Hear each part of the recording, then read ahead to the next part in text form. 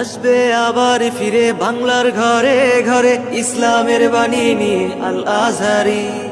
আসবে আবার ফিরে বাংলার ঘরে ঘরে ইসলামের বাণী নিয়ে আল আজহারি।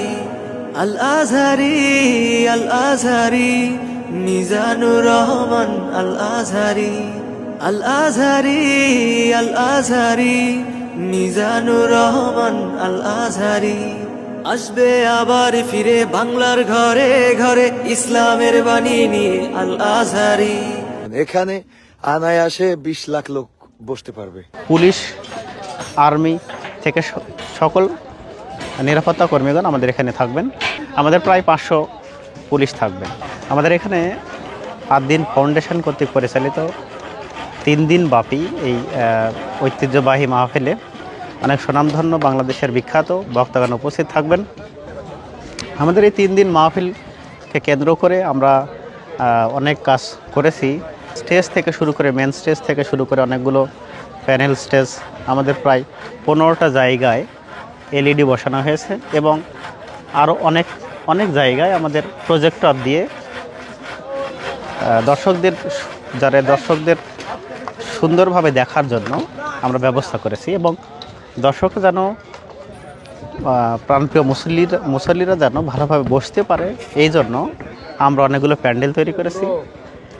আমাদের দুই পাশে, এই পাশে এবং ওই পাশে, দুই পাশে আমরা ভিআইপিদের জন্য বসার জায়গা করে দিয়েছি।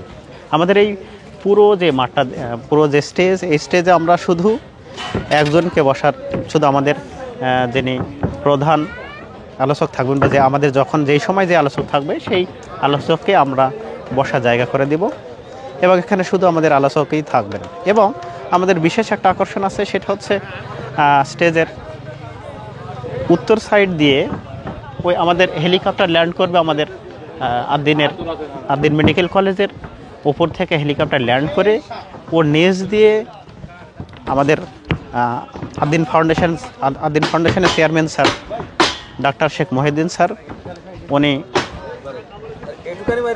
ওনার গাড়িতে করে এই র্যাম সিঁড়ি দিয়ে এই পাশ দিয়ে নিয়ে আসবেন।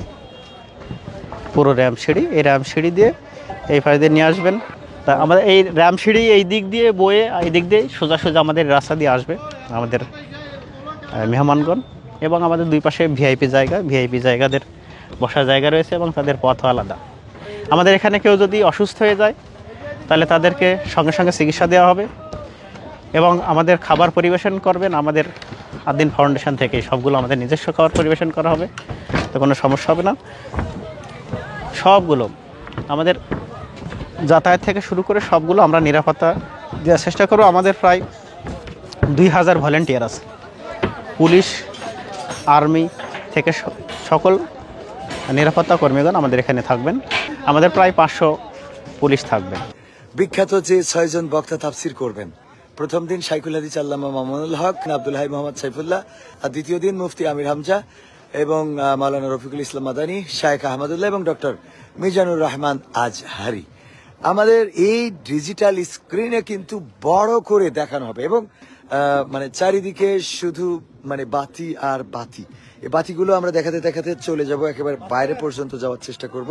এই লাল গালিচার শুভেচ্ছা দিয়ে আমাদের মেহমানদেরকে নিয়ে আসা হবে। এখানেও কিন্তু ভিআইপি পার্সন যারা, তারা বসবেন এবং তারা সরাসরি স্টেজের দিকে মুখ থাকবে না, তাদের জন্য লাল গালিচার ব্যবস্থা করা হয়েছে এবং আমাদের প্রশাসনের ভাইরা অলরেডি এখানে দায়িত্ব পালন করছেন যেন নিরাপত্তায় কোনো বিঘ্ন না ঘটে। তার জন্য এই শীতের রাতকে উপেক্ষা করে মা বোনরা যেখানে বসবে, 5টা প্যান্ডেল কিন্তু মা বোনদের কমপ্লিট তাদের করা হয়েছে তাদের জন্য শামিয়ানা, এবং তারা যেন আরামের সাথে বসতে পারে। ভাসমান ভেলার ব্যবস্থা করা হয়েছে এবং ওই ভাসমান ভেলার উপরে বসেও কিন্তু মাহফিল উপভোগ করতে পারবে। ওয়াশরুম, টয়লেটের ব্যবস্থা করা হয়েছে যেন কারোর কোনো কষ্ট না হয়। ওয়াশরুম, টয়লেট, এখানে কিন্তু অনেক বড় প্যান্ডেল এখানে প্রস্তুত করা হচ্ছে, যেটা এই অঞ্চলের যারা আসবে তাদের জন্য। এই অঞ্চলের বলতে এই পাশ দিয়ে আরো একটা রাস্তা আছে, যে রাস্তা দিয়ে মহিলা এবং পুরুষ আসতে পারবে। এটা পিছনের রাস্তা বলা যায়, একেবারে মেডিকেল কলেজের অপোজিটে। আর মেন রাস্তা তো আমরা যেটা দিয়ে ঢুকি ওটা দিয়ে বের হয়ে আপনাদেরকে দেখিয়ে দেবো ইনশাআল্লাহ। মোটামুটি কতজনের আয়োজন? এখানে অনায়াসে 20 লাখ লোক বসতে পারবে।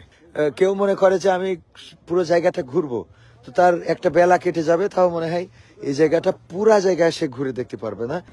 বাংলাদেশে আর কোনো মাহফিলে এমন প্রস্তুতি নিতে আমরা দেখিনি।